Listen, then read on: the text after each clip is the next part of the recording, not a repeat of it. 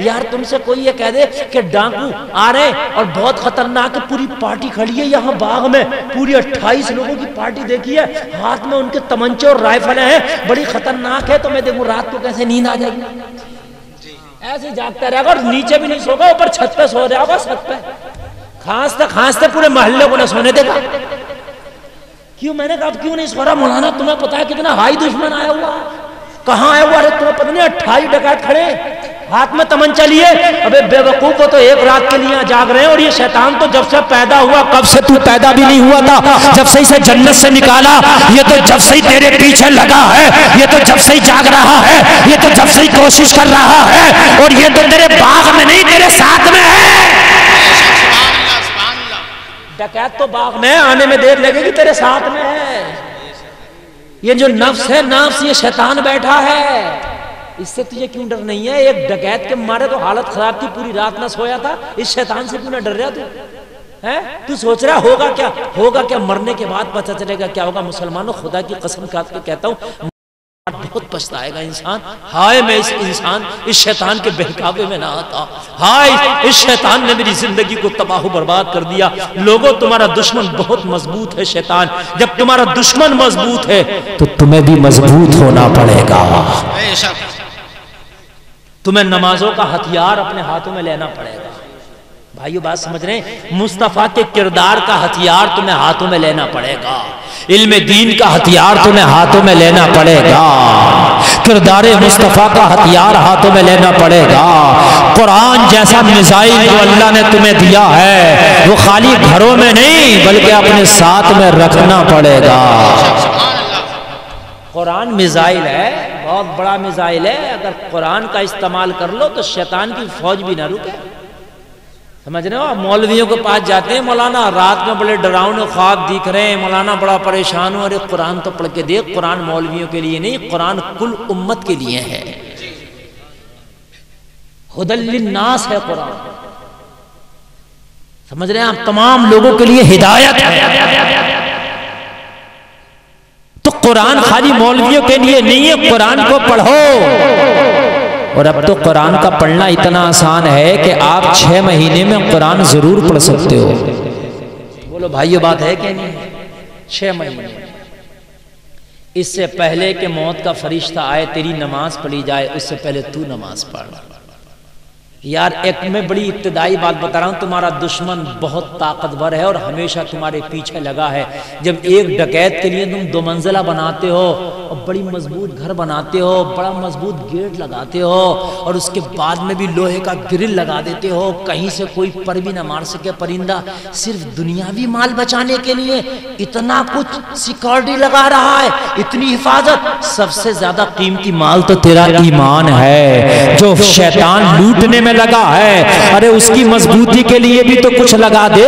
कुरान की तिलावत का गेट लगा दे, रोजों का ग्रिल लगा दे, नमाज का हथियार हाथ में लेके खड़ा हो जा, ताकि शैतान तेरे ईमान को चुरा ना सके, तेरे ईमान का डांका ना डाल सके।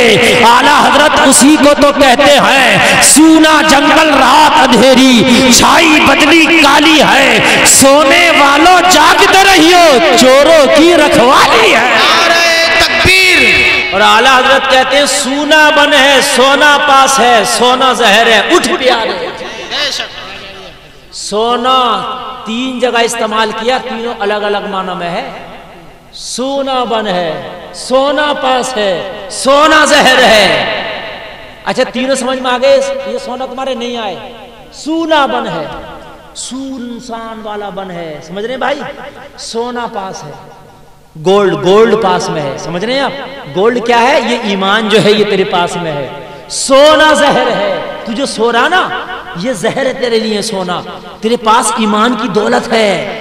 सो मत, सूना बन है, सोना पास है, सोना जहर है, उठ प्यारे। तू कहता है मीठी नींद है, मत कैसी मतवाली है।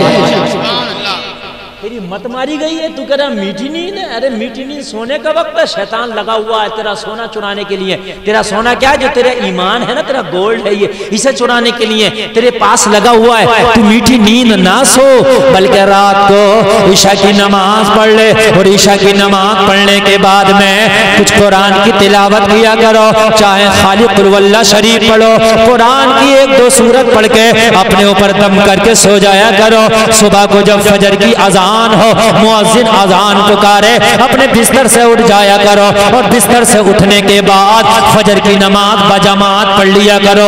ये नमाज का हथियार है, शैतान को करीब नहीं आने देगा। ये नमाज का हथियार है जो तुझे यहाँ भी कामयाब बना देगा, मरने के बाद कब्र में भी रोशनी दिला देगा, कब्र के बाद मैदान महशर में तुझे जन्नत दिला देगा।